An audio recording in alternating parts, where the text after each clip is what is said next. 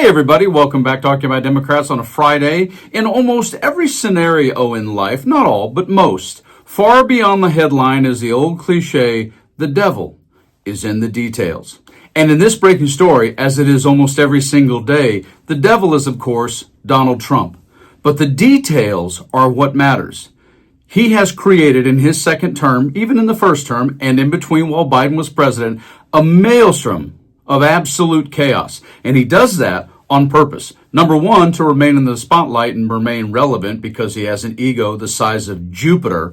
But the second reason is because we get so overwhelmed in our lives, we can't get much past the headline. But getting past the headline matters because in this breaking story, his absolute thumb on the scale of justice and his mob boss style of forcing you into, I'm going to make you an offer you can't refuse, of running this country is destroying democracy, and an example of it is the devil that's in the details. Remember what happened with his entire attack of Harvard University and all of them with regards to DEI and trying to threaten funding and then use that against them? Remember this at Virginia right here? University of Virginia is saying no to a federal funding deal from the Trump administration.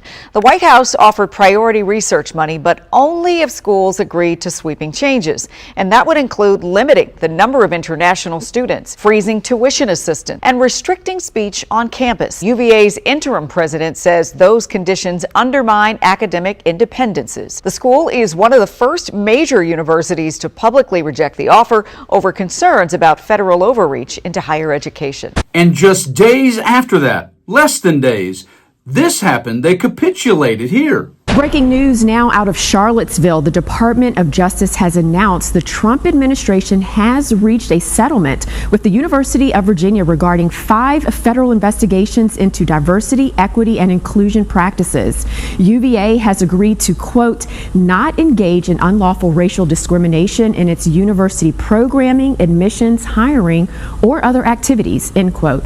In return, UVA will pay no financial settlement to restore federal funding, receive no external monitoring, and does not admit to any wrongdoing.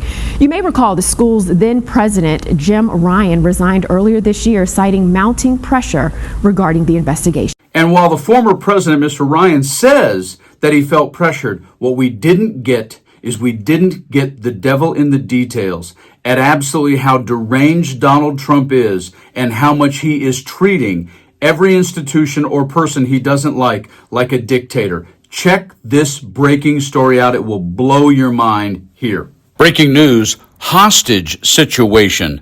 Trump admin accused of hatching wild scheme to oust university leader. The ousted former president of the University of Virginia spoke out on Friday in a letter that details the full extent of an intimidation campaign against the institution by the Trump administration's Justice Department, reported the New York Times. The prestigious Public Research Institute, founded in 1819 by Thomas Jefferson, was one of a number of schools the Trump administration threatened with fines, investigations, and legal action unless officials abolished their diversity, equity, and inclusion DEI policies.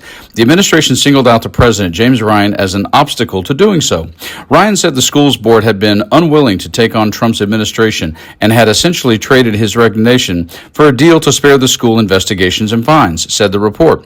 A startling contradiction of the Justice Department's claims that it never requested Ryan's resignation. In quotes, Mr. Ryan said in the letter that on June 26, a member of the board and 2 lawyers for the university told him that following a call with top Justice Department official, he had 4 hours to resign, or severe punitive measures would be leveled against the school by the Trump administration, per the report. In the letter, Ryan wrote, in quotes, the call for my resignation right until the end seemed so outlandish as to not be entirely believable. It also felt like a hostage situation where the kidnapper threatens harm if you do not keep information about the demands confidential. I was repeatedly told to keep this threat confidential and scolded for sharing the information with some close colleagues to help me think through the best path. Quotes continue. In quotes, if I did not resign that day, I was told that the DOJ would block hundreds of millions of dollars to the University of Virginia before they would even negotiate. I was then told that the DOJ had offered an amazing deal, unlike any the lawyers had ever seen in their words, Ryan continued. On the other hand, if he resigned, they were basically willing to grant UVA blanket immunity. All of the inquiries and investigations would be suspended, no financial penalties would be imposed, and agencies would be told not to cut off our research funding. In quotes, as far as I know, I'm the only university president in the country who has been forced to resign as a part of a supposed deal with the Trump administration, said his letter.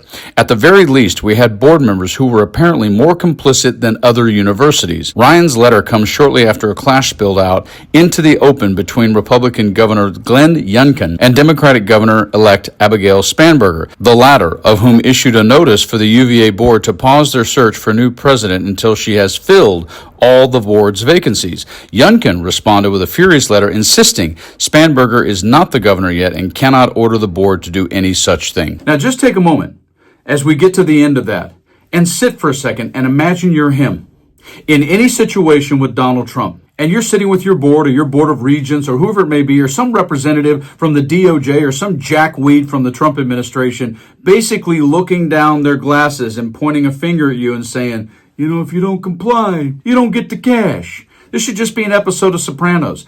All of Trump's entire administration, plus the first term, is just an episode of The Sopranos. All he does is try to pretend he's going to put you in the front seat with a guy sitting in the back named Tony, and we're going to take a drive, right? Get some cannoli. That's what he's doing, and he's doing it all the time. And every single elected GOP official, almost to 100%, is helping him do it. Because what Ryan just said in that letter is the devil in the details. And all of those details exist in every single story and every single lawsuit and every single thing that Trump is hiding behind what I call the Wizard of Oz curtain. Pay no attention to the man behind the curtain. You know, Dorothy's like, what's going on with the curtain? Toto, pull the curtain back. That's what we're dealing with when it comes to Donald Trump. And that's why the devil in the details, not just the headline, matters. You guys like and share the video, subscribe to the channel, and stay frosty.